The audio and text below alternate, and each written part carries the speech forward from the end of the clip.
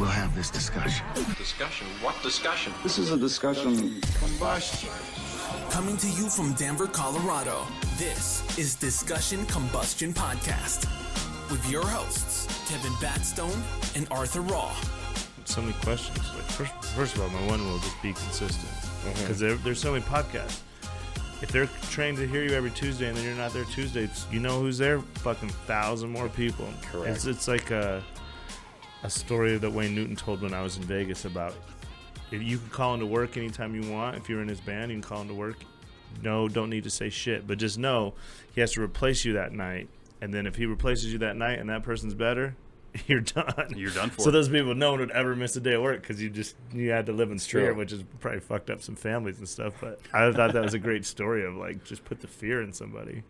It's a good point, though. I mean, in this industry, when you miss a beat, you know, that's an opportunity Every lost. time, I mean, I had so much momentum the first time I blew it. Yeah, I mean, it's easy to like, you know, kind of.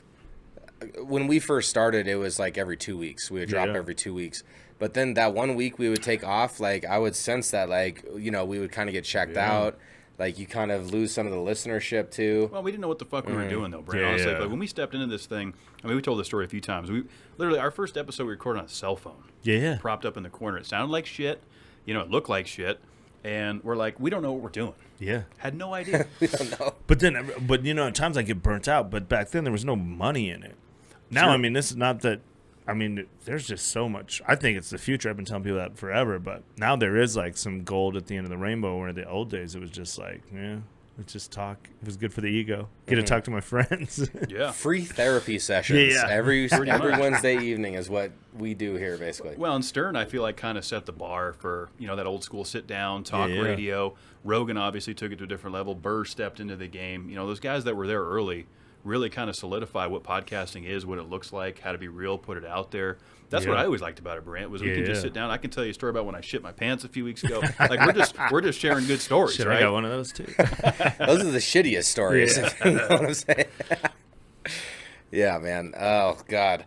Yeah, podcasting has been a trip. It's made me a better public speaker. It's helped me grow in my personal career as well, doing logistics and stuff like that, and it's made me a better listener. Like when I first started doing this, like I realized I was interrupting people frequently, you know, and so that's like one extra strength is like, you know, just building this the silver tongue, the gift of gab. Yeah. You know, and I mean, you definitely have that. Last time we saw you, we went and watched you headline Comedy Works. Yeah, right down the road here. Yeah. Thanks for coming. That was a great night, man. Oh, it was great. It was so much You know, fun. it's always great. I mean, that club's the best, and I love it here, but it's to have your friends there, and it's just cool. I mean, it was a cool night, so thank you guys for coming. It's always good to see familiar faces. Yeah, no, that was a really fun night. I remember getting extremely intoxicated. My car got towed that night. This guy, he got so drunk that night, he didn't even remember what happened that night. No, it was bad, bro. I think I remember you texted me the next day. Yeah. I was fucked up. For Wait, sure. did you go drink? Did we go drink after? We drank after the show. Oh, we went to Slaughter's? Yeah, We went right across somewhere. the street. Yeah. Right across. And that's about the last memory I can't have. go. I can't go there anymore, I think. No, you do so what happened? Well, I had a tab the other day. I just forgot to pay my. Well, you know, there's like a lot of people there. Yeah. And I was I was just hanging out, and then I think I just forgot to pay the tab, and then they were all mad at me, and then but I was on the road, so then they called Comedy Works, like, hey, when your comics didn't pay the tab, I was like, I'll pay it when I get back. And then I was gone for like 2 weeks, and then I think they just said they didn't think I was going to come back and pay it. So They got all upset. So now I'm in trouble So again. they 86 you? I don't know. Well, I'm sure I could. I So- mean, I'll pay the tab. I have no problem when I go back, but it's like I don't live by there, and like I just wasn't a priority. Fair I mean, enough. I get it, but they make millions. They're fine. They're fine. Great Just location, tip out their guy. yeah. I'll pay you. I mean, like the thing is, I spent so much money in there over like 2 or 3 years. This is my problem, and I guess I'm just a whiny bitch about it. But I'm like old school, like the old days. You know, when you spend a lot of money in a bar, they would take care of you sometimes. I'm not expecting to pick up my check might have been like $75 or something, but I mean I've ran $200-$300 checks in there, and after a show I bring all the people there. True. So it's not like I'm just some degenerate that just walked in and just ordered expensive shots and then walked out. So I was kind of mad at him. I mean, like a little loyalty of like I probably brought in a lot of business, so I'll pay my shit, but don't lecture me like a little. I got like a lecture from it. And I was like, I'll just fuck you. I'll just go somewhere else. I'll take all these people somewhere else. So Yeah, true. I deal with it in my hometown. We go to this bar and they, I swear to God, they wouldn't give me. I mean, I can't imagine how much money I spent in there, and they wouldn't give me a free drink to save their life. To the point where I was like, I'm never coming here again. Yeah, just take care of your people. I'm not just hook asking them up for. once. Yeah, you don't have to buy me a new truck or something, but. Hey man, Just just hook it like up. we appreciate that you're here. I just don't think businesses do that anymore. And that, I was, because I was lived in Vegas for so long, and they were always like, old school Vegas was like that. And I caught like the very end of that in Vegas. And now Vegas is corporate. I mean, it sucks. Yeah, I mean, when you become a regular somewhere, like, it takes time. Yeah. It takes money to become a regular. Like, you don't just become a regular overnight, but by the time you do become a regular, people start recognizing your face, saying hi when you come in. That's a nice piece of what's going on. And, occasionally hook you up. Like, hey, man, like, here's an extra shot or something. Or, like, Yeah, just or something, whatever. Just Goes a long little. way. It doesn't have to be big. It's just like little. I was just so annoyed by it. But man, that night we probably spent a ton of money. We did spend a ton of money. In fact, I remember, well, he might remember better than me because I was so wasted, Brandt, by this point. He was arguing with the bartender. Apparently, I ordered an extra shot that Art doesn't remember me ordering. And he's like, no, we did. He's like, we didn't do 5. He's like, it was 4. Hands down, it was 4. And then I go and ask Kevin, I'm like, bro, did you get a second one when I wasn't looking or what? And then that's fine. And I gave him But the did drunk you- nod. Mhm. No, you're like, no, I didn't. You're like, no, I did No, not. but I did, though. Yeah, but you did. But you said that you didn't. And so then I'm up there like, and the dude's like, nah, your boy ordered another one. And I'm like, nah, he didn't. And he's like, well, you want me to take it to the camera footage? And I'm like, yeah, go review the camera footage, man. Yeah. And then he came back after like 30 minutes or whatever. That was exaggerated. He came back after like 5 minutes or something. And he refunded the drink that Kevin bought. There we go. Yeah, you're right. It was Take after that. the fact that I remembered. I was like, wait a minute, maybe it was 5. Yeah, it You was know, the next day. But came back to him. regardless, my car got towed that night. Damn. Yeah. That's a bad day, man. That was $326 down the drain. Man, I've had some car tow days like that are just like, I always think I can get away with it, and I usually do. Most of the time, they're not going to tow. Like if you're in a parking garage or something, like if I'm with a girl and they get scared of all those signs, I'm like, they can't even really get a tow truck in here. It's all like, but the times when you do, that moment when you come out, you're like, no, it's right here. Oh, wait, no, oh, shit, it's gone. It's not here. I parked it right there. Where the hell is it? I hate that feeling, except for I've never really had mine towed, but I have had it repoed a couple times. Oh, yeah? Yeah. That's even worse. It's worse than towed. In my drug days, right? Like when I had no priority. So I'd wake up and go outside to try to drive to work, and then the whip was missing, and you could see the skid marks of where they pulled it out, and those days are behind me now, but Wait, what drug were you doing? All of them? opiates, like any Which are what? any opiate, like oxys. Oh, oxys, yeah. So Vicodin. I never done a drug, but All that that's the scariest one to me is the oxys. I've seen that guy in Vegas. I was surrounded by little rich kids, and they started out doing all that kind of shit, and then they couldn't get it, and then they were going to like heroin, and like these kids that had these what you thought were like perfect lives were in then the last time I checked on them, they're like all in jail because that oxy. They said that oxy is like, it was bad, man. It made me feel so good that like, because it treats people differently. Like I know with Kevin, like it makes him feel sick. I just throw up on it. oh really? Not I well. can't do it. It made me feel like euphoric, like the warm feeling in my solar plexus, which would like reach out and I for 12 years like made excuses to why it made me better, quote unquote, and eventually just after not paying my bills, after getting cars repoed, after being broke constantly, like how am I gonna fill up my gas tank type of shit. It took 5 years after I came to that point of realization to actually get off of it. Yeah. And it's been like coming in on 2 years now, Dude, and that's awesome. Yeah, life has changed. Like I crossed that bridge. It took me 5 years to cross it, but I burnt that motherfucker. That's good. And the ash is floating down the river, man. That's good. So man. like, yeah, no, but it's like that's the thing though, is like if you skate on responsibility, even parking correctly, everything's gonna catch up with you. No, Everything has its price. my laziness always does, Yeah. Like I got it the other day when I should have moved the car to the other side of the street, and then somehow the side mirror busted. Really? Which, I mean, that's $600 it cost me. I thought Well, you're on some close roads then, right? Like Yeah. when they drive by. Well, no, just the homeless in my neighborhood are just the worst. Like, I've been talking about this on stage, and they're not supposed to say it. They're the worst. I fucking hate homeless people. I hate them so much. Like, I used to live, when you live out in the suburbs, people are like, oh, just leave them alone. And I was that same dude when I wasn't around them. I'm like, oh, they have problems, mental health or whatever. And now I'm like, I hate them. They steal all my shit. They break all my shit. 2 days before Christmas, a homeless guy came on my porch, unplugged my Christmas lights, and then plugged his phone in to charge his phone, then took a shit on my porch while staring right into my Ring camera like, what are you going to do about this? Then wipe his ass with my mail. I forgot about that part. That's just a regular day. I live down in downtown Denver, but I just hate him. I was telling my friend today, I used to go feed the homeless just to make myself feel better about myself, And now in hindsight, I was like, that was the worst thing I could have ever done just because it gave him like energy to go fuck up more shit. I was like, you should never feed the homeless because it just makes them more rowdy, and I laugh about it. I talk about it on stage too. I'm like, all these people in the suburbs are like, just leave them alone. I'm like, you're the same fucking people. If you come home and the neighbor leaves his gate open, you're emailing the HOA like, how are we supposed to live like this? Yeah, like, get out of here. And like, this person parked in front of my house. Yeah. So I mean, they keep walking through they just carry screwdrivers. I just see them walk by my house with screwdrivers like this all day, and I'm like, what are they doing? Just whacking shit, or?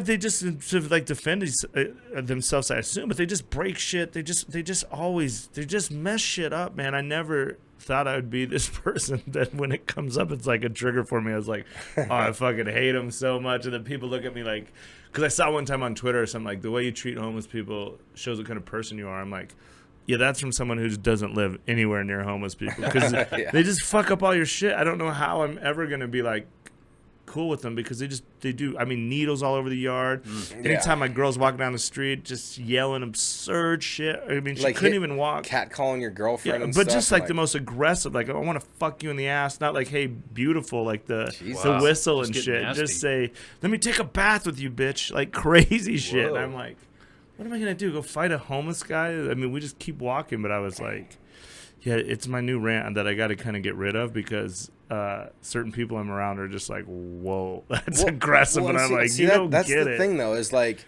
because I've worked downtown, too, and I've had, like, homeless dudes, like trying to square up and shit, and I'm just, like, ignoring them. Yeah, for no reason, walking straight. Yeah, I'm just trying to walk to my office building, and this dude's trying to, like, size me up and square up and stuff. They're aggressive. So until you've been through that, like, it's easy to have empathy until you've been through some of that. And sure, there's a lot of mental illness and things like that, which we can have some compassion for. But coming from a comedic standpoint, like, comedians, I feel like, kind of walk this tightrope of what's acceptable today. And, like, is this appropriate to talk about in this manner?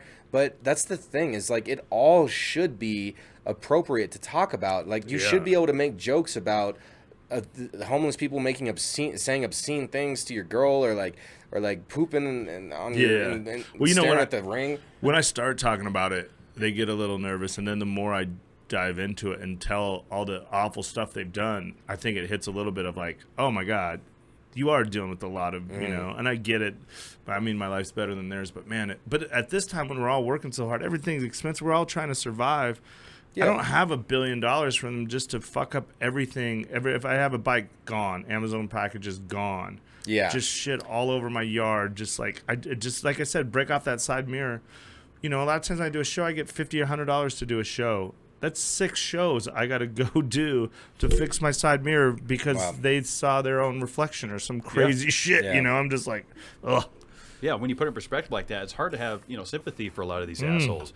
I was I think it was coming off 225 the other day, and there was this guy standing there panhandling, right? But he was aggressive, and he was kind of going up to each individual, hey, do you have any money? And then he was raising his hand to him if they said no. Like, what is that? Seriously? What is that? Like, you're going to fucking whack someone because they're not going to give you money? You got 2 arms, 2 legs. Get out there and get after it, man. Yeah, I've lost my compassion, which is sad probably, but, man, it's just, I'm like, don't ever give them money. Give it to, like, your niece that's learning to play the drums or something. Like, just don't give them any money because it just gives them fuel to just go fuck up my shit so you could feel good about yourself driving back to the suburbs. Yeah, you gave them $10 if they just went and bought a bottle of plastic vodka, and now they're destroying my neighborhood so you can go to your house and feel good about yourself. I don't know if it'll ever really work on, like, a good comedian could, like a Burr could maybe get something, or if you're famous enough. I got to work on it more, but man, it's my new obsession is my hate for homeless people, which is not just, as that came out of my mouth, just sounds awful. I mean, when you've experienced what you've experienced, so Yeah. I get it. There's a lot of material there. And the Denver homeless population is getting out of hand. No question about it. You know, they talk about San Diego being a bum's paradise, right? Because you got showers on the beach. You got 75 degrees all year long. Who wants to be a bum in Denver? You know, it gets fucked up here. Yeah. I don't know, man. I'm going to give them pamphlets for San Diego. That's what just walk through my neighborhood handing out pamphlets. San Diego. It's like those it never snows. Those fake religious cards where it's like they're trying to bring you to a church and it looks like $100 bill, but then when you unfold it, it's actually like saved by Jesus. I don't know how many times I found those thinking it was life changing. Yeah. You know, rich people never find that. It's just people that need $100 that find that shit. I never heard of my rich friends. Like, if you told that to your rich friends, they'd be like, "What are you talking about?" The second you brought it up, I was like, "Yeah, like 10 times in my life I thought I hit the jackpot." I was like, "Here's 12 meals right here. This is God damn it, Jesus, why would you do this to me?"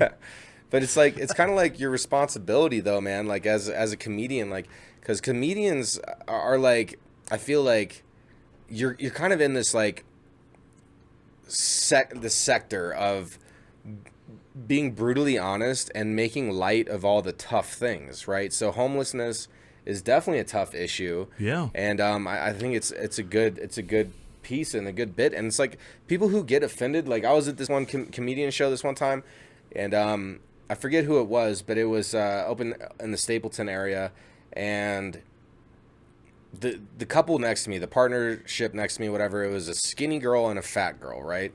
And so they were both sitting next to me, and one of the comedians like proceeded to go off, and he was making some skinny jokes and this and that, and the skinny girl, she was started to get offended, you could tell, and then he didn't flip the script and then started telling fat jokes too, and they like both got so offended by all this that they ended up like walking out of the show mid-show. And I'm just good, but I'm just sitting here like you know, this is not meant to be taken seriously. No. Like it's the disconnect with comedy. I'm sure you see it more than we do, Brandt. I mean, I remember going to Bill Burr, you know, a couple of years ago. One of the greats, one of my favorite comedians of all time. Incredible.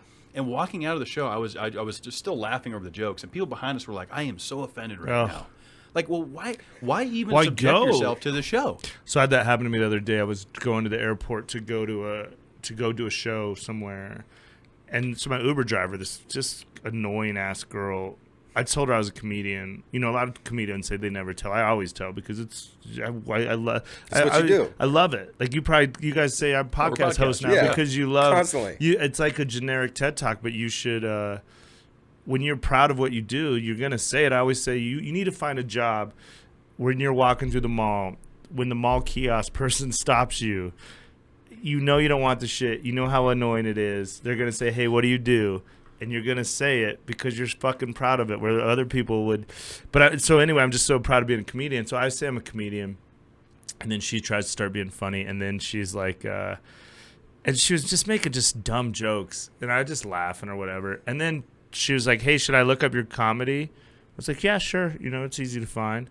She's like, "Will I get offended?" I was like, "I mean, I hope not. They're just jokes." I was like, "Why do you get offended easy?" She's like, "Yeah, that's kind of my thing. Like, I like to get offended." And I was like, "What?" Who likes to get offended? That's what I said. I go, "You like to get offended?" She's like, "Yeah." I go, "Well, don't look up my shit. Don't even look it up. Save yourself She's time. like, "Well, then maybe I'll just come to a show." I go, "Don't. I don't want you to come to a show." She's like, "You're rude." I go, "No, I don't come to a show ever. To not my show, any show. Nobody wants to ever see you." I was so annoyed. I haven't had a car in 11 years. I've always Ubered, and when I lived in LA and here, always give 5 stars pretty much no matter what. Yeah. I gave this bitch a 2-star tip. A 2-star rating. Yeah. Which I don't even know why I couldn't even my conscience a little bit couldn't get to 1 star. Yeah. I've never got out of a car so fucking mad at this girl. I was just like, you're the most annoying bitch I've ever been around in my life.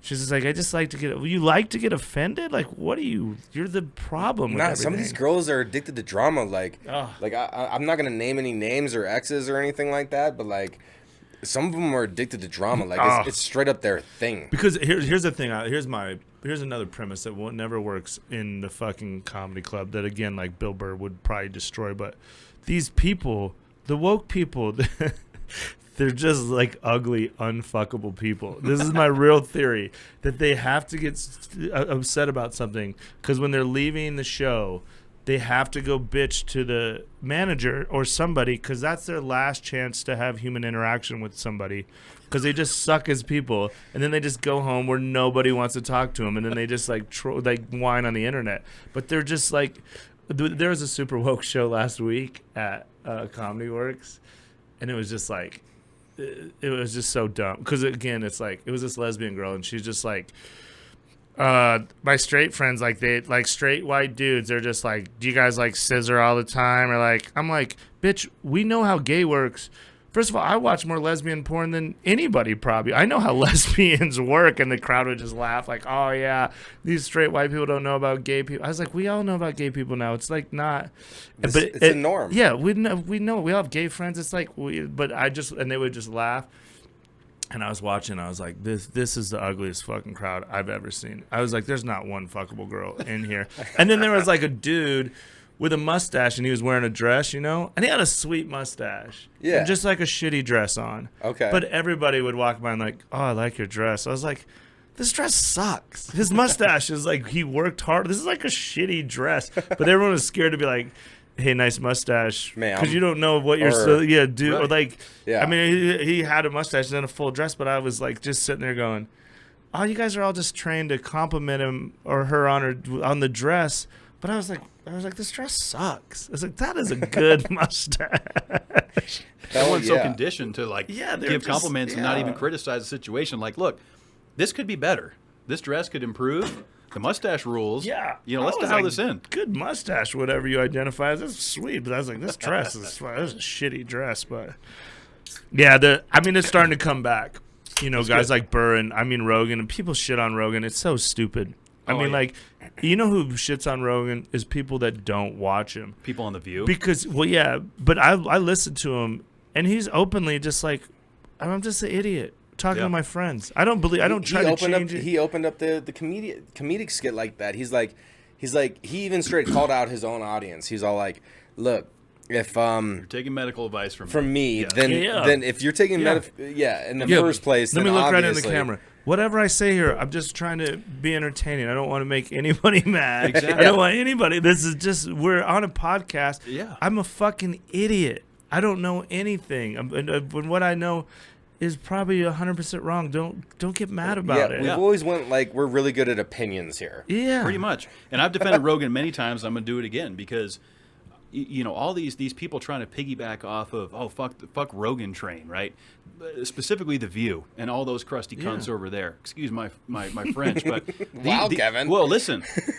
These guys are jealous of the viewership that Rogan gets. Here's the fact of the matter. We've talked to a lot of, very SJWs and the woke movement, and they're like, "Oh, you guys, are in with Rogan? Fuck you guys," kind of thing. Yeah. What is that? Yeah. What is that? This guy has single-handedly changed the game in podcasting and entertainment.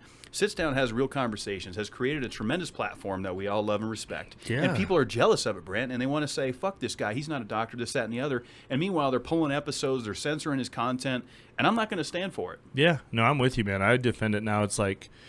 And he does like 20 hours a week. If you listen to anybody for 20 hours a week, you're going to disagree with some of the stuff they say. But who cares? I mean, I don't know. I mean, I'm not political or any. Like, I just don't. I don't. Why you get so mad about? And even if you disagree, you don't have to get mad about it. You don't try to take someone's livelihood. Like, there's all kinds of shit that I don't like. Like, I'm not religious at all. Mm-hmm. But if you're saying something, okay, then we just have different opinions. I'd never be like, fine. I don't like what he said about this.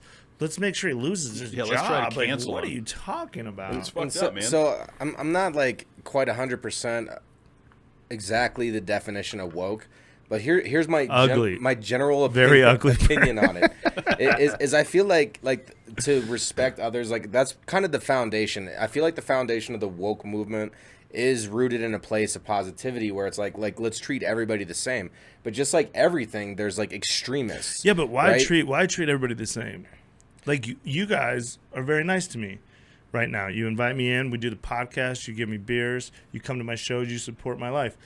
The homeless people right now, to bring it back to homeless people, are probably breaking my fence like it's a right karate now. board. Yeah. So why I'm not treating you guys all the same. So or like, it's all like it's a point. common level of respect though, where you start with. yeah, people. yeah, no, exactly. But then it goes. Yeah, either you can earn or you can because I hate when lose. people are like, let's just love everybody. It's like some people are fucking awful. Yeah, not everyone Some deserves people, that. there's some awful black people, trans people, gay people. You can't say that. You just say all white people are awful. I've been talking about this on stage too. Like, if you want to end racism, here's how you end racism. Or if you want to know if a white person's racist, I don't know if I did this when you guys were at the show. I'm gonna just go, hey, do you hate any black people? And if they say no, that means they're racist. Because you should hate some black people because they've been part of your life, like your family. Like I hate my ex-roommate, I hate my ex-girlfriend, I hate my accountant 3 days of the year, jokingly, but like. I definitely hate some black people because they were part of my life. Because to actually hate them, I had to love them at some point. It's like I'm around so many white people who are just like, I just love them all equally. Like all these black people are your kids. I'm like, what do you get out of here? Yeah. Like you don't hate them all like your grandfathers did, but this I love everybody. I go, some people are awful. Like I'm unlovable. Some people would say I'm awful, and someone would say, oh no, you should just love them. No, I was awful to those people, and they're right. No, and it's just a fake ass thing. It's just not real. That's why there's like a lot of variety to like kind of what I'm talking about, because I do believe that it's good to start with a common level of respect with all human beings, Yeah. right? Like everybody deserves that, And then you process can of elimination. you can either build on that or lose on that. Yeah. But the thing is like if you're going to, because we've been stereotyped heavily, Kevin and I Yeah, have. of course. man. Like we're Shit we hear. podcasters, we're white males with beards. Yeah. I get the same. Would be if this clicked on through. There's 3 racist Trump guys talking about why we should keep the guns. Which is, if you listen to any of this, we haven't talked about any of this shit. Yep. Yeah, and then they actually sit down and have a conversation with us. And it's like, no, actually, we talk about addiction on here. We talk about real shit. Like, we're relatable. We care. And it's that part of the woke movement that I cannot get behind. But It's again, like the whole prejudging of people before you get to know them. But again, we all don't have to agree. I feel like the woke movement, like they were talking about it today on Rogan, like it's a cult. Like you have to believe what they believe. You know what I mean? And like. And they'll just flip, like, they just want to just say, I mean, they just wanted to, like, I worked with a comic, like, a couple weeks ago, just fat, gay, black dude, and I hated him. Not for any of those 3 reasons, just because he was fucking annoying. He was just so fucking annoying. I would have hated him if he was skinny, white, and straight and did the exact same things, but you can't. People would be like, oh, you're a racist and a homophobe and a fat shame. No, this guy was just a fucking worst. He was just I would have hated him if he turned into a cat or a hippopotamus. There's some but they would personalities turn that on me mix. so fast, be like, if I said to somebody, oh, I fucking can't stand that guy. They would never go. They would immediately make it about one of those 3 things. I'm like, no, just hang out with him for a half hour. Yep. I hate him because he's fucking annoying. Just the worst. And you'd be labeled as homophobe. Yeah, racist. homophobe, racist, and fat shamer. When I was like, it had nothing to do with any of those. It was I hated his mouth. Everything that came out of his mouth, whatever mouth that racist. I don't even know what the fucking word is.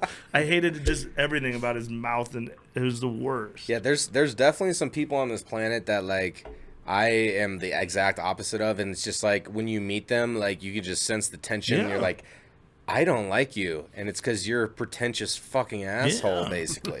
There's been times I've been a douche, definitely younger in life, when I'm sure people hated me on sight, or I was just a douche. And way back when, and they were right. I was a dickhead or a bully, or like I try to grow always, but yeah, man, I was hateable a lot of my life. Sometimes my insecurities come out when I walk into a room or something, and I don't always make the best first impressions. So if someone's like, that guy's a douche, they were probably right. Yep. But as a white guy, they just go, he's a douche. But if I was black or gay or something else, there's, like you said, they'd be like, no one would ever call me a douche because they would be worried that you're that then a I would racist. that they would put it on Yeah. their own like guilt when I was the douche no matter what. But That's true. Well, This that's is owning true. it. I've definitely been an asshole through my earlier years, man. I Yeah. used to fucking piss everyone off. First of all, I still got am. off on it. Yeah, you know, I was talking about the other day. I still am a bully, and everybody hates a bully till you need a bully. This is like a dumb example, but I play pickleball every day at this park, and everybody plays, and there's like a certain set of rules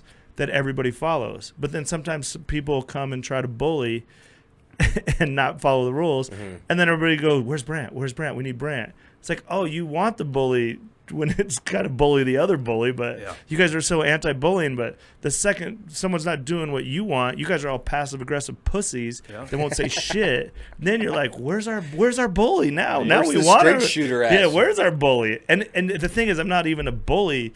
You just got to stand up for what is right. And the way we have, it's so dumb to even. It's just a pickleball thing, but we have a set of rules where we treat everybody the same way and do everything the right way. And then when someone doesn't do it, sometimes I have to tell them, hey, man, you got to do it this way. And the best way to do it is by being, aggressive.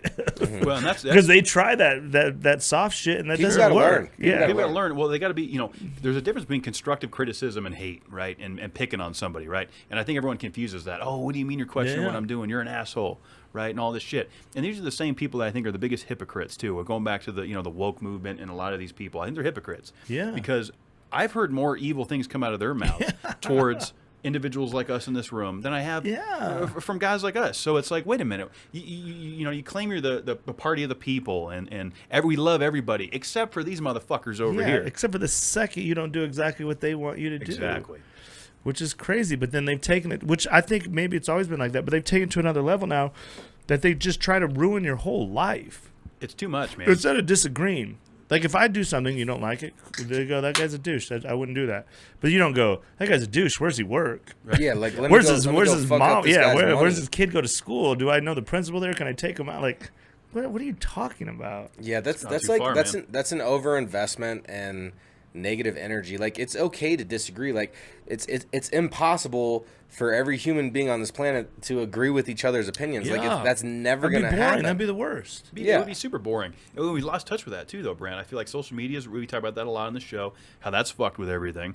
But just it's okay to have a disagreement. Of course. Anymore. Now it's like, oh, this person doesn't agree with me. Some of my Cancel best them. friends are because we had disagreements, or Exactly. that's how you develop. Like any relationship, you get through. My relationships with girls or with friends is like that made us stronger because we can't just sit and agree. I've been around those people when I lived in LA. We'll just all agree all the time, just circle jerk forever. It's fucking what's fun Where's about the it? substance? Yeah, what Spinning are we, your wheels, yeah. yeah, what are we doing? Challenge me sometimes. Because you know what? When people disagree with me, that's when I learn. That's when I get better. Because a lot of times I've been wrong. But I didn't know I was wrong. So someone goes, oh, you're fucking wrong. Instead of, now we live in a culture where maybe I do something wrong or I do something I don't realize offended somebody. And then they wait till I leave the room and then they talk about it and then they contact 7 other people and be like, you're not going to believe what Brandt just said. Where you could have just been like, hey, Brandt, maybe you shouldn't have said it like this.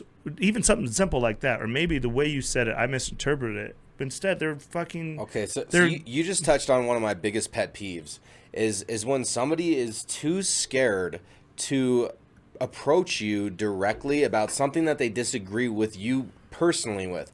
Like, if you have a problem with somebody, like in a co-working situation or whatever it may be, and you have the ability to skate around that person and complain to other people who will then check the person that you have complaints about, I feel like that's such a weak, indirect approach. Like, if you have a problem with somebody and you dislike something about them, like, at least have the balls to go up and say it to their face instead of like going to a manager and having But here's the them... thing, when it first starts, you got to develop that relationship in the beginning. Like, let's say we all three work together. You do something I don't like tomorrow. Then let's talk about that tomorrow, before we go home from work. Instead of like, okay, you did it, and I didn't say shit. Then you did something else and didn't say it.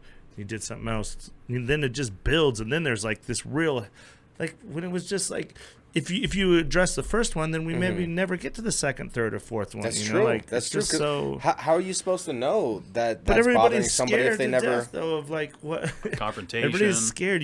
Confrontation's okay. Yeah, it is. I get into a lot of confrontations defending like my friends. Like one time, someone was talking shit to my friend on Facebook, and I was like very aggressive, and someone came in there like, man, you're an asshole. I was like, you're right, I am.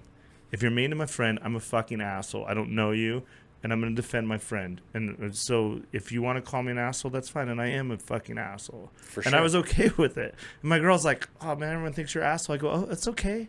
Because you know who doesn't think I'm an asshole? My friend that I defended, Who you actually that care knows about. I have his back. And then if I ever need something, not that I did it if I needed something, but just that's developing friendship. I don't know who the fuck these people are. Yeah. And if this person's just coming at him, like that was the thing, not to, again, bring it back to Rogan. When they came for Rogan, all those people should have fucking came and defended Rogan. Rogan's changed people's lives. No question. Rogan's made more millionaires than the fucking Powerball. Yeah. Like, and then when they come for him, you gotta defend. You know, like if someone came for you guys, I gotta come defend. Yeah. Because we built a relationship, or we had not, or I guess we just never had anything. But you gotta think like, I don't know. I give more respect to people that this passive aggressive shit. Stand up for what you believe in. I always would tell my girl that, like, she had all this anxiety and shit. I don't really understand anxiety. You know, I'm probably so fucked up and need therapy and all this shit if you're watching this. But I don't really understand anxiety because I've just had to get through shit my whole life.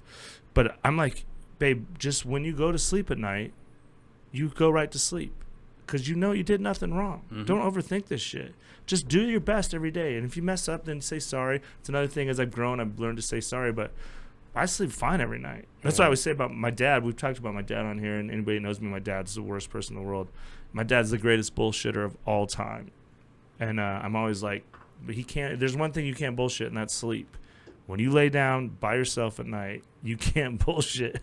That's you true. sleep. That's when you lay there and you think about everything. That's why I tell her. I go, you're fine. That is true. I've never heard that quote before. You could bullshit. That's mine. Bullshit that's a lot of mine. things in I life. should be famous. But you cannot can't bullshit sleep. Yeah, that's a point. good one. Yeah, because that's what I take pride in. As bad as my dad was, and I've just got to think, you know, wherever he is, you know, every night he's got to. Maybe not every night, but some nights, Father's Day or my birthday or my brother's birthday, or if he goes to barbecue, sees a dad playing with his kids. At the end of the night, he can say who knows what he says about me, if he even says he has kids now or what he says. But at the end of the night, when he's laying there, it's just you. It's just you and sleep, and you can't fucking trick sleep when it's just you and sleep. You and your thoughts. Yeah. That's when the circus happens in the head. All this shit starts coming up. Music's playing. The day replays. Everything. Oh, I shouldn't have said that. I should have said that. Yeah. I know what you mean, man. But that's how I live. Is like I try to do my best every day, and then if I fuck it up, I try to say sorry. But I sleep fine every night. That's good. And sometimes with assholes, but like she never understood that. She was so worried about what everyone thought. I was like, just think about what you know. She'd talk herself into anxiety sometimes. It's like, I have anxiety. Like, do you really? We're fine. And then people are tripping right she'd have now. anxiety about shit like, how am I going to get through this? I go, I don't know. You've got this far. Let's just go with your track record. Why do we always have to bring up your anxiety? Why don't we bring up every time you've wanted to accomplish something, you have worked your ass and done it. You're 25 for 25. But then she would say, well, my anxiety is what got me there. And then I go, okay, well, then I can't argue that point because I don't understand it. But sometimes I'm like, man. What is your self-belief system? And like, do you even question your self-belief system? Like, have you thought about what are my self-beliefs about myself? Yeah. Because if you believe yourself to be full of anxiety and, you know, you feel and deal with all that, if you believe that, you know, you try hard but you always come up short, then that's probably also true.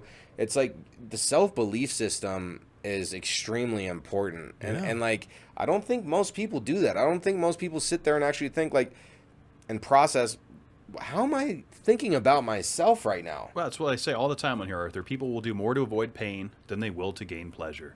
And that speaks volume in a lot of ways, right? It's easier to, I don't want to deal with that, or I'm going to blame it on this and that and the other, than they will to actually better themselves in a situation. Yeah. I feel like that's like a natural human instinct to just, I'm scared to jump into this feet first. I'm going to do more to avoid that fucking pain than I am to better myself. You just jump, always. Always jump. Jump, man. You don't know if your parachute's going to open until you jump. You just don't. I mean, it is generic advice, but it is like, you just got to go. I mean, I'd always tell her, we'd spend money, we'd take we can always make more money. She's like, well, what? I go, you got to believe in yourself. What do you mean? If I go sell cars tomorrow, if I couldn't be a comedian, she's like, well, what if you're a comedian? It's like, I'll go. I can talk. I can go sell anything. I don't need a fucking. You just have to believe. I was like, she's a hairstylist. I was like, you have no sweat in your life. You're great at your job. You have the most safe job of all time. At no point in life are people not going to want to get haircuts anymore. And you specialize in women that spend a lot of money. Do you think at some point women are not going to want to look beautiful anymore? Do you think that's coming? Because every day it feels like we're going in the. I go, you have the most safe, pandemic-proof everything job. I go, so what are we ever worried about? Double down on everything. First of all, you're the best at what you do, and you live in a safe industry. It's not going anywhere. But she'd be like, well, I just have anxiety. I was like, well, then fucking have anxiety. I'm going to sleep. Yeah. Good night. Yeah, I mean, I'm going to sleep. I ain't worried about shit. Because this shit could end. The parachute might not open one day. That's true. And That's you true. Fucking, what do you? She'd always be like, what about when you're 65, 75? I go, what about in 6 days? I don't even know if I'm going to make it that far. What about right fucking now? Yeah, exactly. I drink too much. I'm not going to make it that far. Are you kidding me? First of all, people just go shoot people all the time now. Yeah, look what happened yesterday in That's Texas. what I'm saying. I mean, in churches, supermarkets, schools, I mean, they'd get... It's a crazy world, bro. Yeah. I saw someone get shot 10 feet from me. Just murdered right next to me.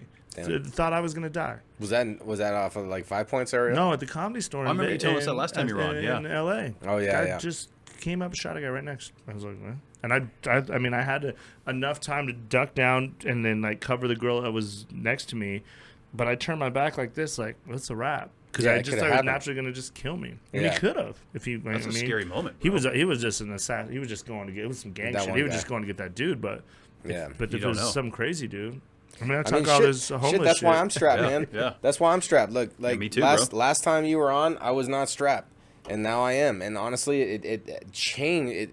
Ever since 2012 and like that whole Mayan calendar bullshit, I was always in the back of my head like, if shit went down, who do I know that has a gun, right? Yeah. And so it was always like a worry of mine. And yeah, having a firearm has given me a little bit of peace of mind.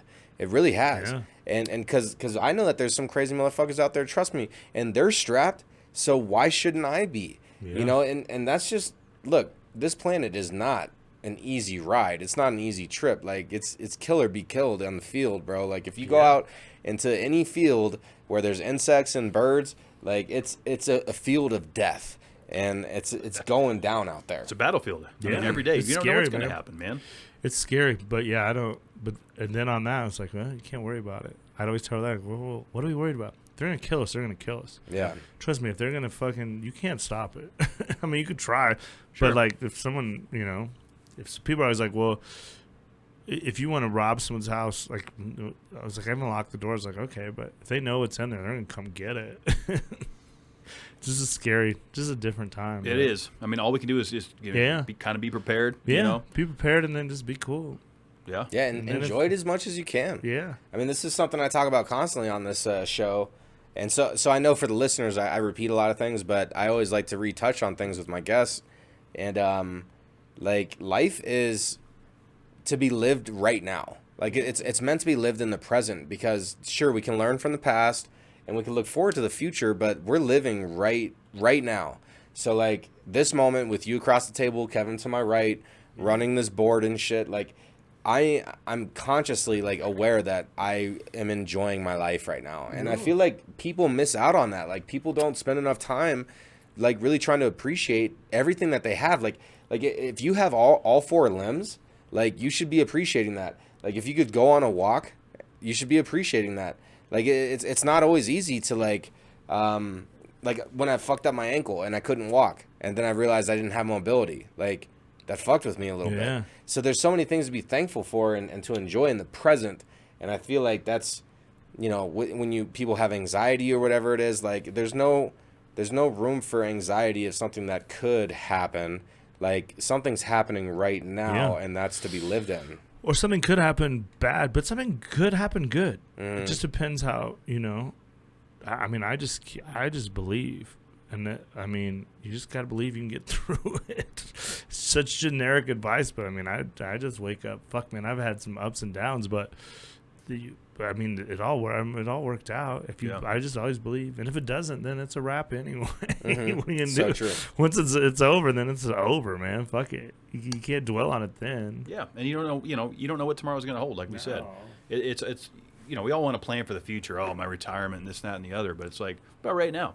Yeah. What about right now? Who's to say that the dollar's not going to crash and all this shit? Who's to say aliens aren't going to come, or an asteroid, or Yellowstone's not going to volcano? Or, That's the one I'm or worried someone's about. gonna Is walk the in and Yellowstone. shoot us right now. Some crazy ex-boyfriend or new boyfriend or neighbor or homeless guy or like. Nah, there was a person that was on this floor actually, and I won't disclose the building or location, even though it's available on Google. We already fucked up there. Nah, but he was going through some times, man, and it sounded like he was a retired vet. So my heart's with the PTSD from any of that. But this guy was like walking around the hallways, was a scary night. talking to himself, and my neighbor, yeah, the guy that lives behind my house or in front. No, Yeah. It could have been him. It could have been, man, but it's just like, at any time, like somebody could snap, and like with what we see with all the mass shootings in America, like not even just the most recent one, like it happens all the fucking time. Yeah. It's not going to stop. Oh no, it's not. We don't even think about it. Unfortunately. If you put this podcast out in a week, people will be like, "What are they talking about?" Maybe somewhere in Texas, or was it San Antonio? Like It goes by so quick. I mean, the supermarket one's gone because the Texas one's here. Yep. It's like It's on to the next, and everyone wants to, not to take away from what No, you were you're saying, good, Art, you're good. because that was a serious situation. But it's the way I look at it is, I don't think we can stop this shit, Brandt. I really don't. I mean, I don't think restrictions are going to stop evil. I don't think putting limitations on things are going to stop people from trying to act out, and that's what we're seeing a lot of the time. I don't know how you stop this shit. I really don't. I don't know.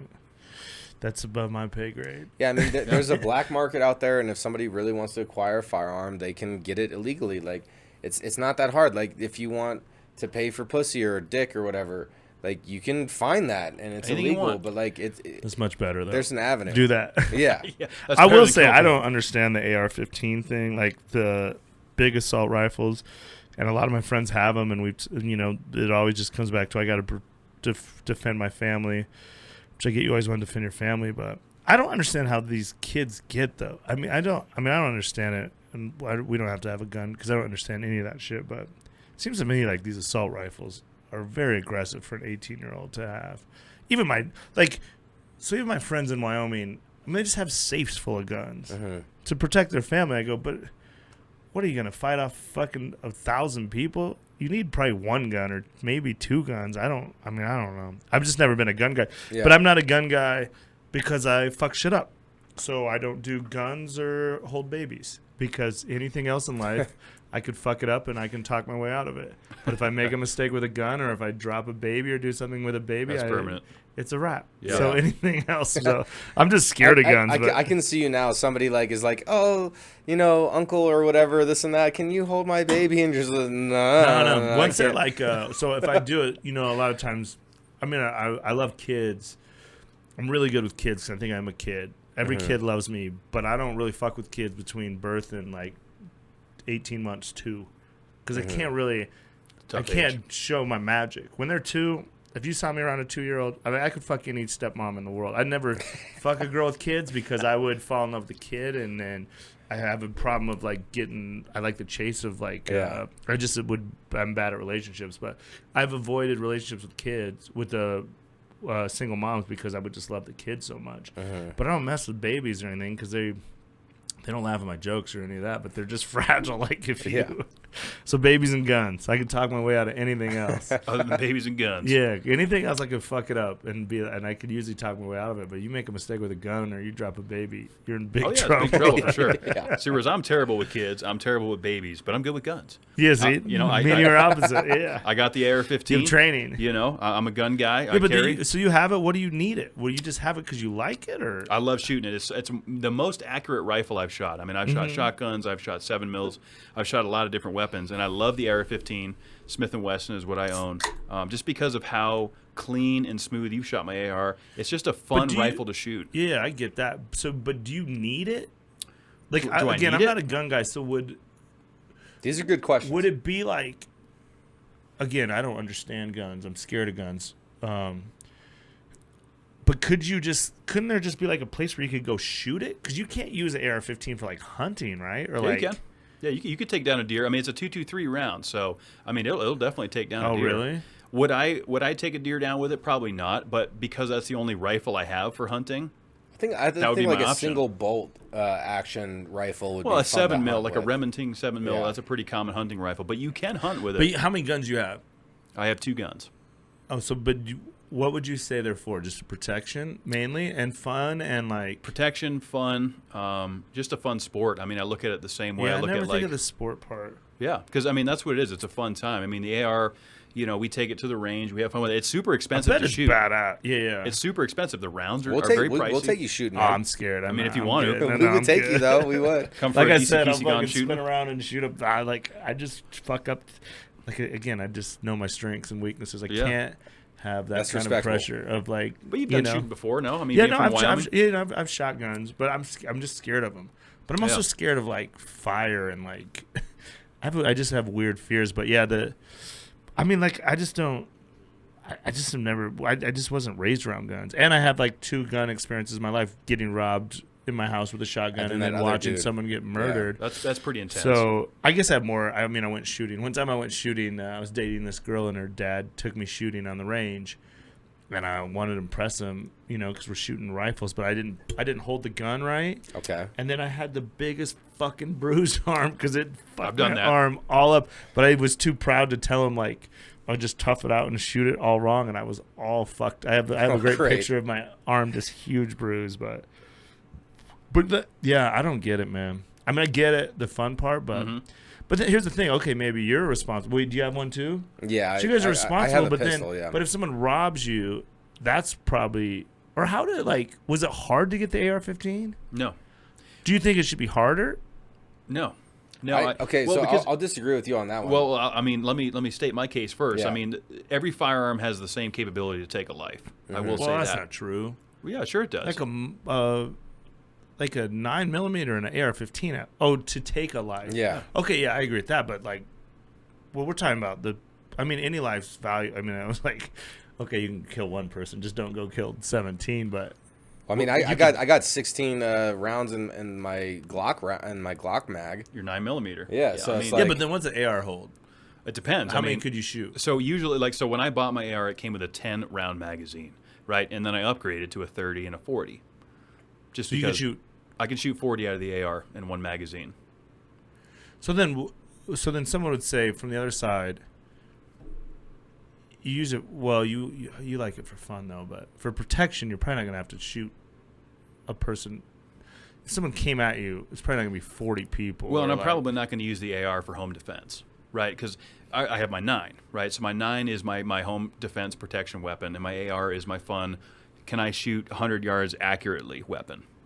That's the sport part of the AR-15. AR got a bad rep, and in fact, Jeopardy got it wrong with the term AR. It stands for Armalite. Armalite rifle, not assault rifle. It's not an assault rifle 15. A lot of people get that wrong.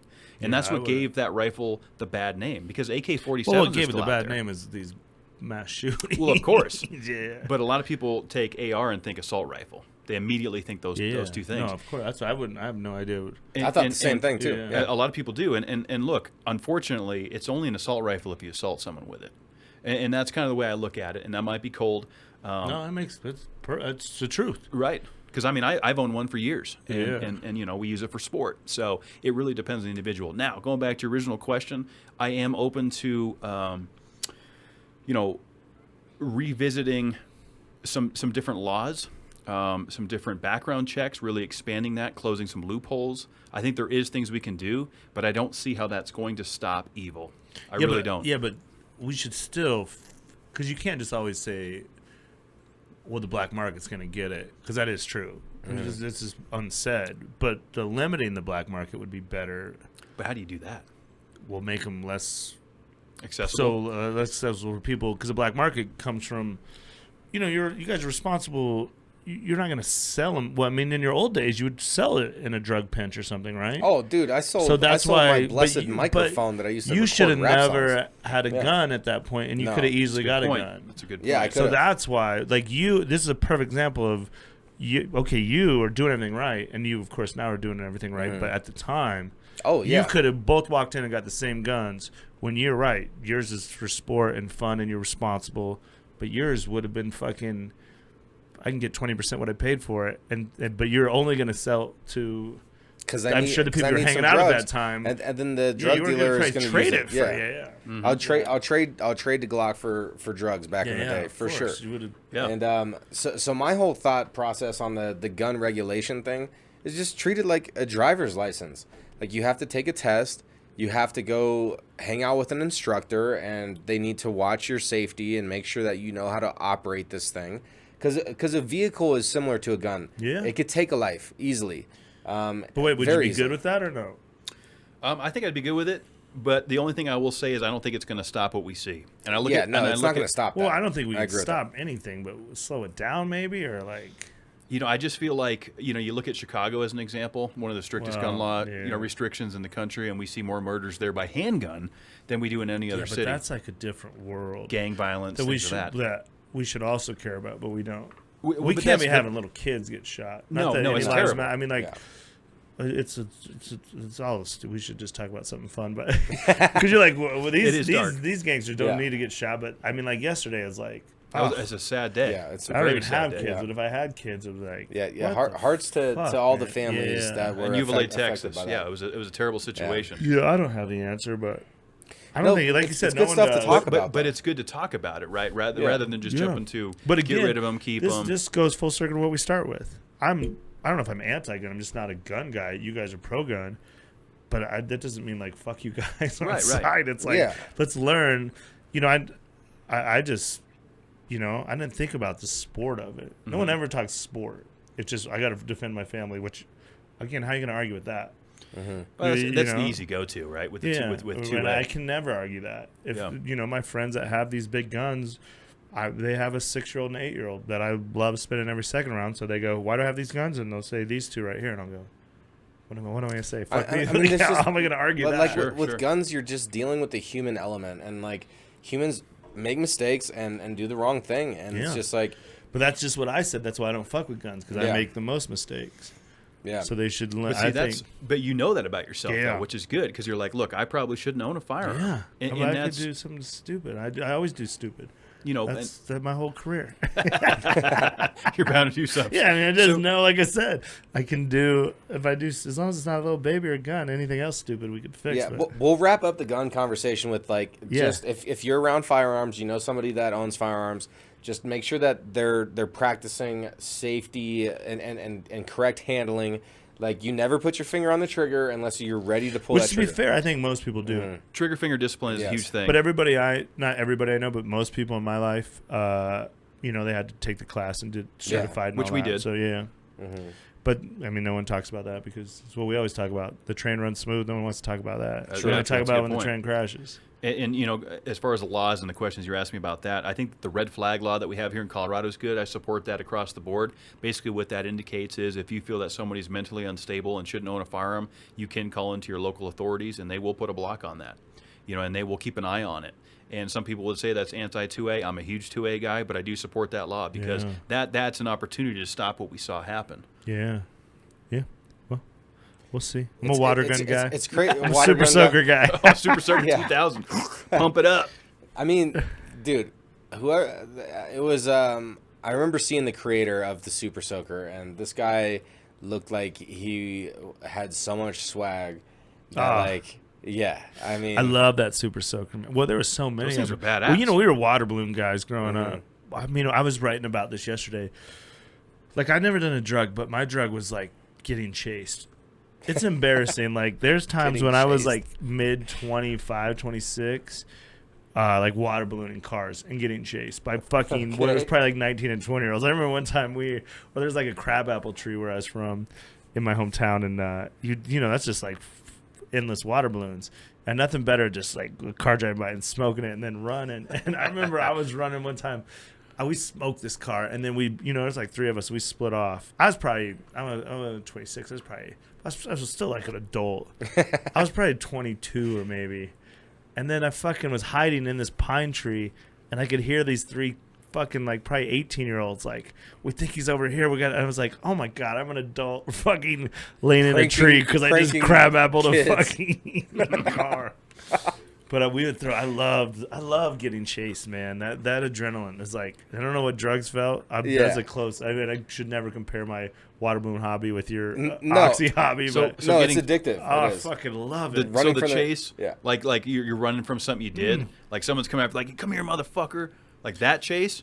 Like that's what you enjoy. No, just being like chased the on? adrenaline of like, we gotta go. Like, so we had in my hometown there was like it would be hard to explain this block, but it was a one-way street, so then we could smoke them when they're driving by on the one-way street. Then we could double back, and then we'd get up. We'd immediately climb on my buddy's roof, and then we'd watch the cars circle the block trying to find out who hit their car, and we would just laugh. But we were like, I just love like that moment of like mischievous. Here we go, throw it. Then you hear doop, and then you're like, and you're like, oh, we gotta fucking go. Like I think I could be a bank robber or something like. It's amazing. I haven't gotten like more trouble because I just get off on that fucking adrenaline of like, okay, here we go. And then there's just a moment. It's like, oh, now we go. No, it's there. Like I just got off I-25 heading west on Colfax one time, and they got that school zone right there, and I came in a little hot, Then I realized, and I saw this cop like totally fucking getting my shit, and so like I fucking banked right real quick and like, and then like, and did another little thing, and then I saw the cop go by like on Colfax, like he was totally looking for me, and I skated on that motherfucker, and like, and that feeling, that was like 6 years ago, and I still think about it probably once a week. Like that's how. So I agree with you. The adrenaline rush. I think that's probably why I do stand up. There's nothing like that rush of like, I just want to go create havoc. That's a good feeling, huh? What does that feel like, though? Like, when you walk out on a stage and the crowd's packed, do you still get, like... Because I played live music a bit. I've been in front of people. Is it like you're nervous when you step out and then it fades? Yeah. Because you got to have some kind of nerve. Not really. Well, like... not here. It's more about the environment. If you know the environment. So let's say I go on the road. Let's say I go to Seattle tomorrow. Then the first show... getting my bearings with the room or something, there's like a little nerves, or like I got to open for Chelsea Handler downtown of like 2,000 people. That was probably the biggest show I ever did, and it was like last minute because her opener got got altitude sickness, so they called and said, hey, come do this real quick. So then I came, but then it happened so fast you don't really get scared. Like when you feel it is when you're bombing, but that's like that feels good weirdly when you're bombing. Yeah, now you're alive. Okay. Like it makes you feel alive. I can do good anytime because I can just do what I know works, or like do okay or good or whatever. But sometimes when you're bombing, then you're like, oh fuck, man, I'm drowning. And then you're like, when you get out of it, you're like, when you get back to the beach, you're like, oh man, I was drowning. That was pretty fun. Like, I survived. If you actually drown. But at this point, I've been doing it so long, I can usually get out of it. Or I just realize the water's shallow. I can always make it to the beach. There is no real death in this, but sometimes when you're like, I come out and I'm like, I'll do a joke or two that usually works. I'm like, oh shit, here we go. That's when it kicks in. Like, we're about to work. Climbing out. Yeah. Oh, here we go. And then I'm like, okay. And then it goes good. Or sometimes I like burn the whole fucking thing down, which is great too. Sometimes to just be like, no, fuck this. Who cares? Well, I mean, it's kind of like, regardless if you've been to that venue before or how many times you perform there, like you're still kind of like testing the waters every single time, right? Because it's different people. But again, it's not. It's like, I guess, a little nervous.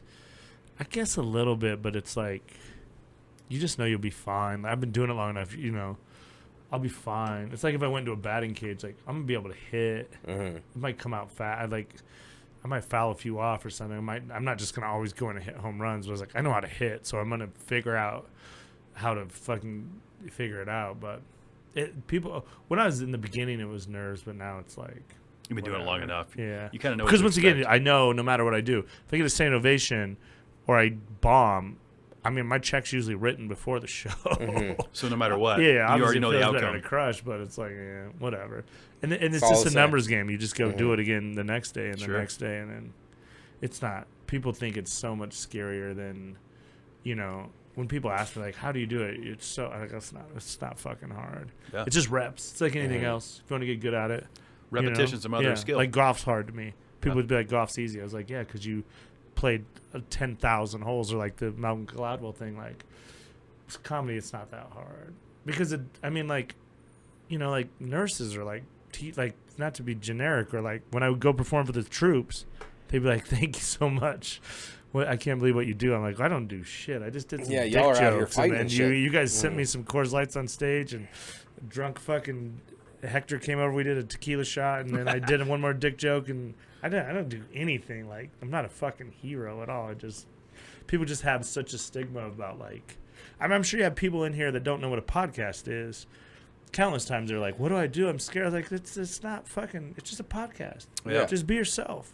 Yeah. Just talk. We're just hanging out, have a drink. We'll talk. They get that. That's a good point. It's usually like 20 to 30 minutes in when you have a nervous guest, and then all of a sudden they're like, start all right, opening up. I'm catching the vibe now. They just have to feel once, Feel it out. They get but a little once they liquor in them. realize, it's And there's then nothing to be worried about. But I guarantee people you've had in here, from the second you booked them, let's say you booked them a week out, we're fucking miserable for 5 days going, what am I going to do? Well, the common question is, well, what are we going to talk about? Yeah, Well, we don't know yet. Yeah. We're just gonna be wing, yourself, wing it. Yeah, it's no different than like, hey, let's meet up for wings at Chili's later. Yeah. What are we going to talk about there? Who knows? It's just not hard. No, we're just hanging out, drinking beer. Yeah. No, you're right. I just kind of always wanted that. I always tease the idea of maybe trying to stand up. I don't, because I love being in front of people. You have but to. We talked about it. You got to at least try it. I'll give it a go. I'll do it. I'll get up there. I'll support that show. I'll show up. I'll give it a go, I'll man. be there for sure. You know what's fun? It's just something I always tell people, you got to try it.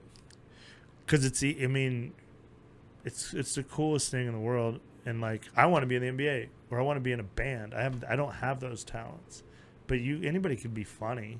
I don't know if you can do an hour. But if you prepare and you work, you could do 3 to 5 minutes is what they're going to give you. Mm-hmm. Sure. And then if it goes good, I didn't know if I could do it in the beginning, but I definitely couldn't go play for the Nuggets. Yeah. You can't be on the Avs tonight. Oh, yeah, that's right. The Avs are playing right but now. You can be on the same stage as fucking all the greatest. Some hitters. Bird's your favorite. You can be on the same stage Bird was standing on. Sure. Theo true. Vaughn, I love those guys. You can't go skate the ice. It's impossible. So I would say just do it. It's harder than you think, and it's easier than you think. It's both. Just give it a go. Yeah. Just dive in feet first. Yeah. Just get out of your own way. Well, I think that's great advice for humanity. We normally ask, like, what's your best advice for humanity? But I feel like that is great advice. Is just, like, just doing it. Like, stop giving yourself excuses. Yeah. Stop listening to the excuses that you're giving Here's yourself. the thing. If you're going to be good at anything, it's reps. So what if you are good at it? What if you crush it your first time? And you've been talking about doing this for 2 years, which is what happened to me. The one regret I have is I chickened out for 2 years. Yeah. That's fucking 700, 800. Imagine where you'd be at now if you had that time. I might be at Red Rocks instead of sitting here. I'm like being with you guys, but I could be performing. Because No, you're going to Red Rocks, all right? Yeah. That's going to happen. Oh, yeah. But that's why you got to do if you want to be good at something, and then you don't know. That was another, like, early, some good advice I got is, like, fail fast. Mm-hmm. Fail, and then figure out. If you suck at it, at least it's out of the way, and then we can go on to the next thing. Maybe you want to be a painter or whatever other pickleball player, anything you want to do, something you'd be good at. It's all reps. Yeah. The sooner you guys did this, the better, You guys said you guys were doing once every 2 weeks, and now it's one, and now it could Show be a week, yeah. It just keeps going.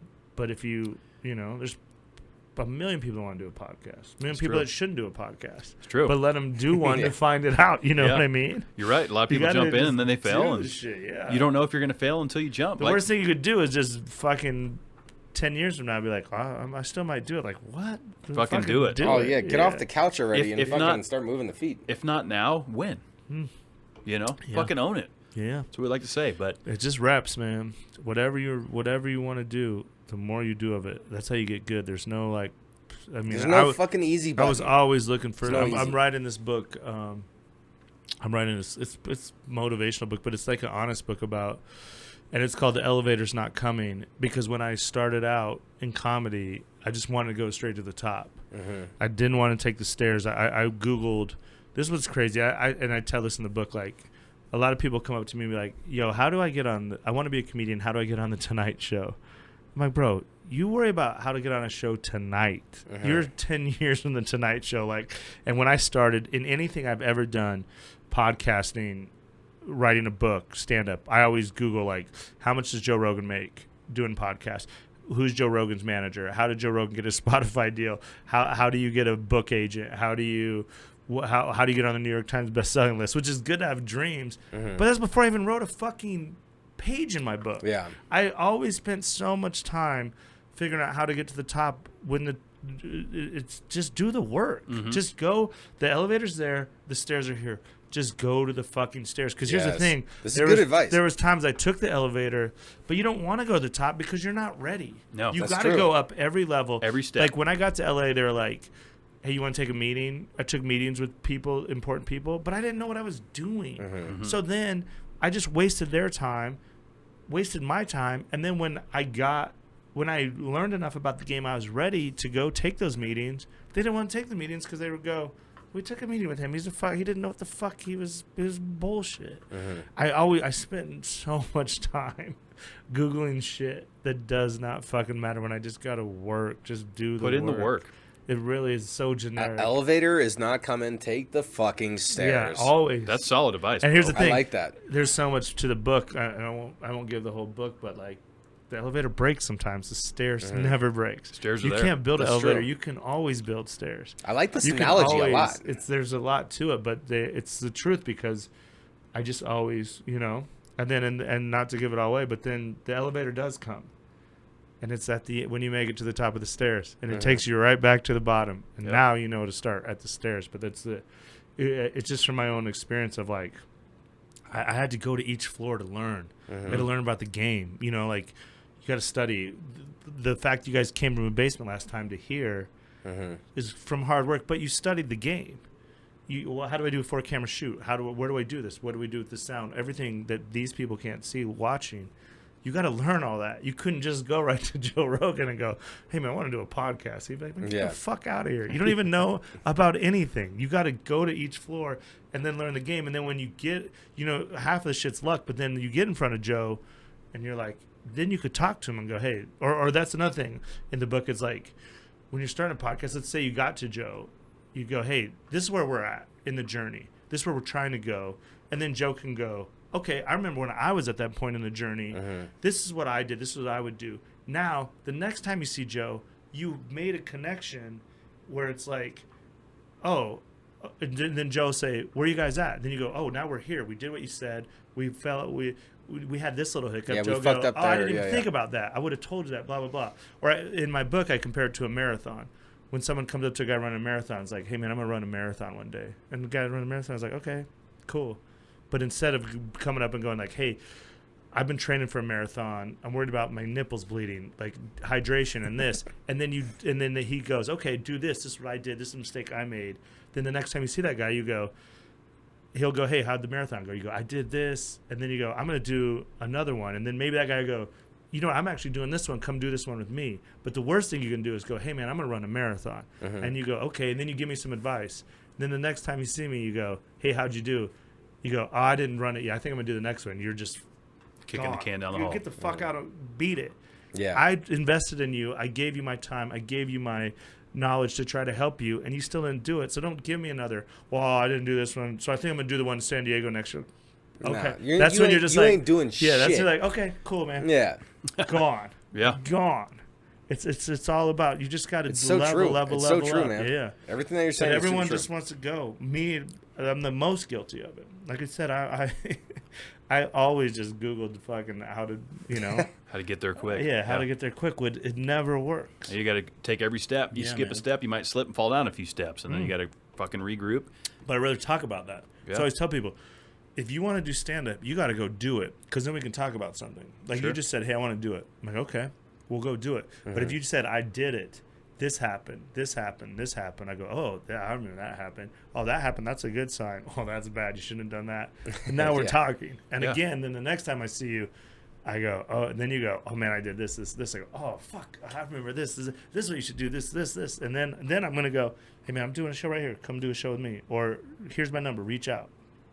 It's all about People respect when people put in work. Like Yeah. that's the thing is like Because talk anybody that is made fucking it. cheap, man. Yeah. Anybody can say whatever they want, and like ramble off with their tongue in cheek. But like the fact remains that like if you're not out there getting it, then like all the talk doesn't mean shit. No one wants to post grinding out here, big announcement, hustling. Like, just show me something. do it. I hate that shit so much. Someone big announcement tomorrow. Like, well, just tell me today. What the fuck? Big announcement? What? It's never a big announcement. You just build up hype for something stupid. It's true. Just Fucking own it now. People always want to hype my haters. No one fucking. Here's another thing. You have no haters. No one gives a fuck. We're all chasing our own dreams. That hater shit is so stupid. I used to think, people are hating against. They don't. Living in LA, that's maybe the one thing I took from LA. Everyone in LA was on their own dream. They didn't give a fuck about it. They would use you. There's users, but there's no haters. They don't have time. They don't care about it. They don't hate you. They don't. The you worried about them hating you is the worst thing you could do, because I promise you they're not thinking about you.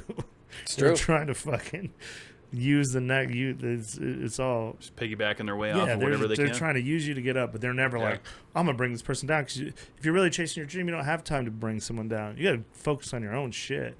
And you bringing someone down is not gonna help your dream. Maybe in the Not at beginning all. you think that shit, but if we have different podcasts, I can't shit on your podcast. I should work on my podcast. And if I do shit on your podcast, I'm going the wrong direction anyway. Yeah. You guys don't have time to address. I mean, sometimes you got to address it, but that's good for business too. Yeah, that's true. Like we talked about earlier. Noise Like, is good noise. yeah, sometimes, but you can't let it obsess. If anyone talks shit to me, I've got more fans by just saying, "Oh, really?" But then I can't. I got to just boom, hit them for one day, remind them, "You're you, I'm me," and that's a wrap. I can't let it become a week or 2 week. You can't beef down forever. You just got to establish, oh, no, I don't fuck with you. That's why. I saw what you did. Just remind you, you're you, I'm me. That's why I'm going to keep going this way. That when if you let a hater get in your head for a while, get the fuck out of here. Yeah, that's weak. Yeah, get out of It's here. just with being that weak. shit. Yeah. So what a great conversation. I mean, we love having repeat guests, because obviously the first time you came in, it was a little different. Now you know us a little bit better, and we've really got to open up. And I feel like the listeners got a whole different dynamic I hope they had fun, of Brandt man. Tobler. Yeah. So where are they going to be able to see you performing next? I am. When's this coming out? Tomorrow. Oh, tomorrow. I'm in Vail tomorrow night. If you're in Vail, some 10 o'clock show in Vail for the Vail Comedy Festival. Thursday. Yeah. 26th, yeah. The 26th, but that's whatever. And I'll be in Vegas all next week at the Stratosphere LA Comedy Club, the 30th through June 5th or 6th, and then I'll be in Denver all the time. I'll do it this summer. I'm really working on another book, and I'm really working on book and podcast. So, but you can find me just Brandt Tobler on all everywhere. Hit me up. If you want to come to a show, I'll always leave you tickets if I can, unless it's something crazy. Go buy my book, Free Roll, available Audible. Yeah, Audible, Barnes & Noble, Amazon. That's what you should do. Yeah, Go buy my book, Free Roll, and that's what I'm most proud of. Free Roll. Free Roll. Yeah, Yeah, that's what I work. Free Roll. Check that out. Yeah, check it out and come see me live, and I'll be back hopefully. Yeah, absolutely. You guys should. We'll include everything in the show notes down below, guys. You know how it goes. So you get in touch with Brandt. We'll leave all your social medias in there as well. Perfect. If you're in the Denver area, definitely check out Brandt. Vegas, you mentioned some of your other shows. Good stuff, man. Yeah, thanks for having me. making the This is trip down. awesome. I'm so proud of you guys. Thanks, man. You guys really, we're in a different spot. We're not really talking, bro. We're just fucking doing the damn No, thing. I love it. Yeah, everything I said, you guys are doing. You're the exact analogy of what I was talking about. Is you started this marathon and now you're fucking running a marathon and you're killing it. Well, Thanks, brother. We're We so happy appreciate to that. rub Yeah. shoulders with you and No, anytime, man. all the other talented individuals that have opened up their hearts and spoken on these mics. You know, I guess, this week's challenge, last week I was talking about putting things on the chopping block. And I was talking about like drinking less during the evening, snacking less during the evening. That's one of my weaknesses. I have been snacking less. I still drink, but I haven't been drinking as much when I get home. So I dropped that cleaver halfway. I'm still working on that. I just want to follow up with the listeners on it. And for this week's challenge, and instead of being ambitious and talking about your ambition, just go out there and do something Just fucking own it. towards it. Yeah. Yes, sir. I love it. Great Set challenge. that goal in motion. You can't get there if you don't start. Go do something about it. Yep. And on that bombshell, Time to wrap it up, boys. Yeah, I'm out of beer, so we got to Be good to yourselves. You all deserve it, of course. We're going to have a couple more beers with Brandt. Thanks again, brother, for being here, Of course. man. Thanks for having me, man. I love what you guys are doing. Again, this is awesome. Keep We working love hard, you, man. man. And what you Yeah, do man. too, Working man. hard. You bet. We'll see you guys soon.